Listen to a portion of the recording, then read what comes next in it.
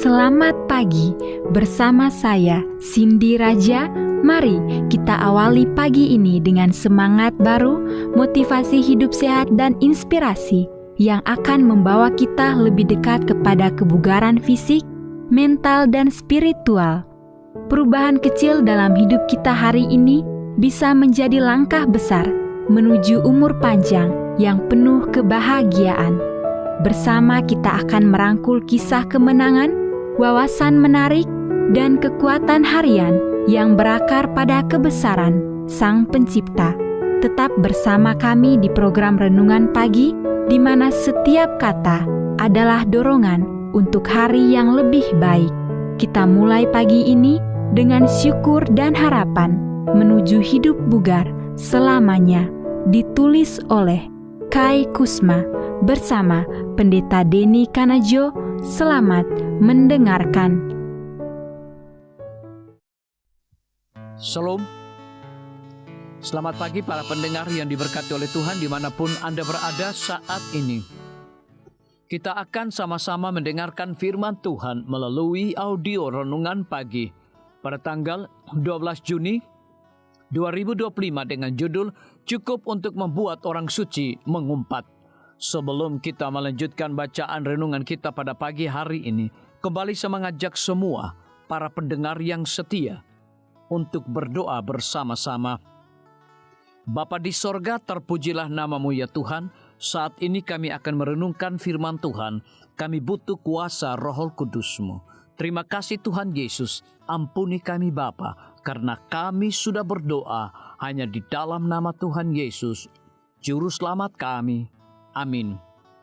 Ayat inti kita terambil di dalam Yakobus pasal yang pertama ayat yang ke-19. Demikian firman Tuhan. Hai saudara-saudara yang kukasihi, ingatlah hal ini. Setiap orang hendaklah cepat untuk mendengar, tetapi lambat untuk berkata-kata, dan juga lambat untuk marah. Mari kita ikuti penjelasannya. Jika perkataan cukup untuk membuat orang suci mengumpat bisa diterapkan bagi seorang pria, itu adalah sekarang ini. Semuanya tidak berjalan baik bagi ayah saya. Dia memukul ibu jarinya dengan palu dan kepalanya terbentur langit-langit.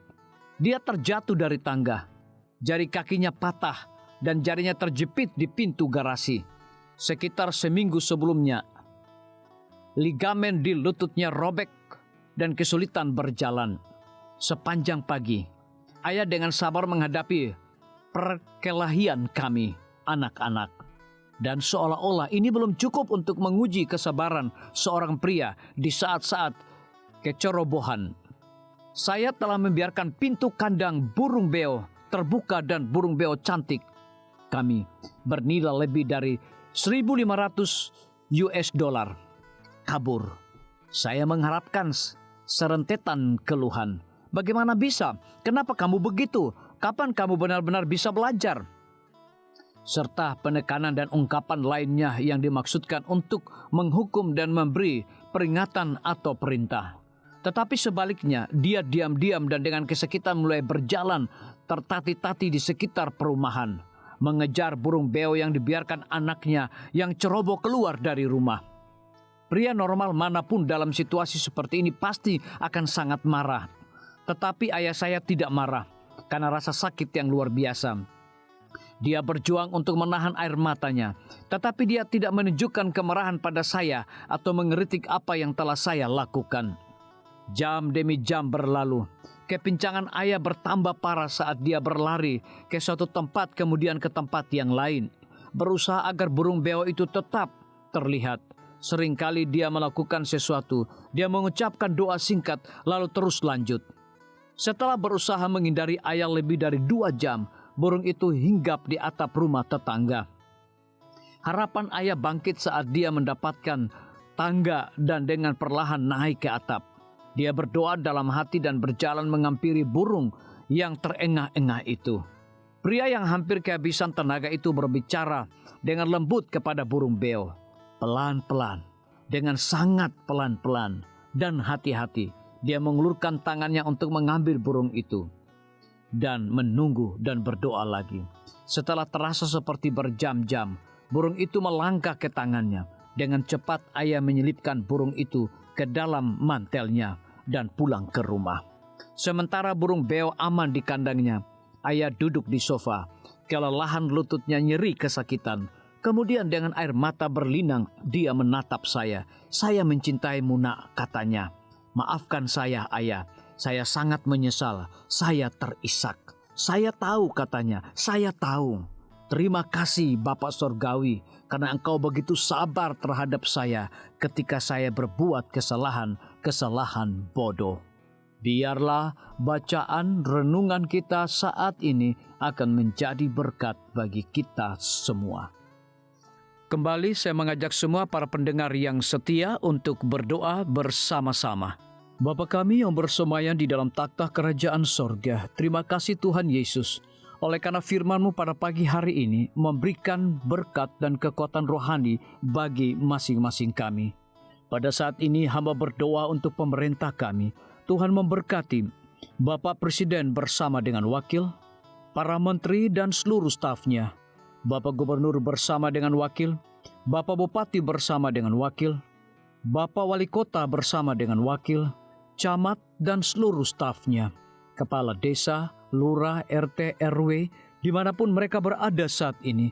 Kiranya Tuhan lindungi mereka, pelihara mereka, curahkan hikmat dan pengetahuan sorga kepada masing-masing mereka, agar mereka dapat menjalankan roda pemerintahan boleh sesuai dengan amanah dan titah daripada Tuhan sendiri. Pada pagi hari ini kami juga berdoa untuk para tim medis. Tuhan berkati dokter, perawat, bidan, farmasi, nutrisionis.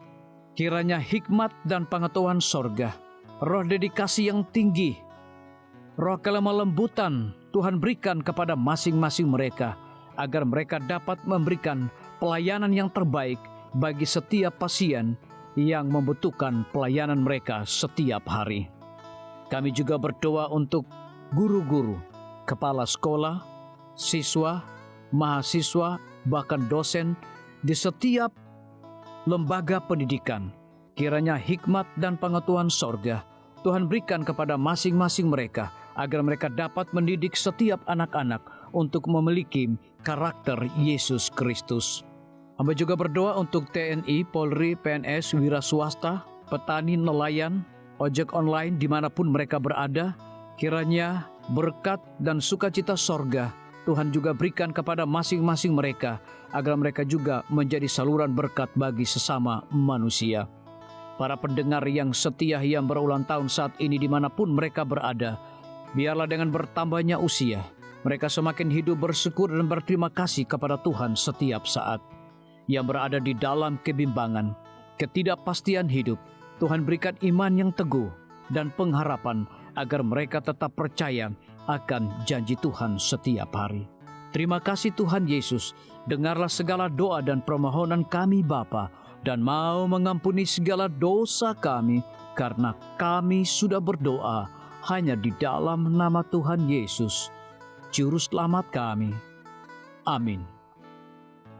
Demikian firman Tuhan yang telah kita dengarkan.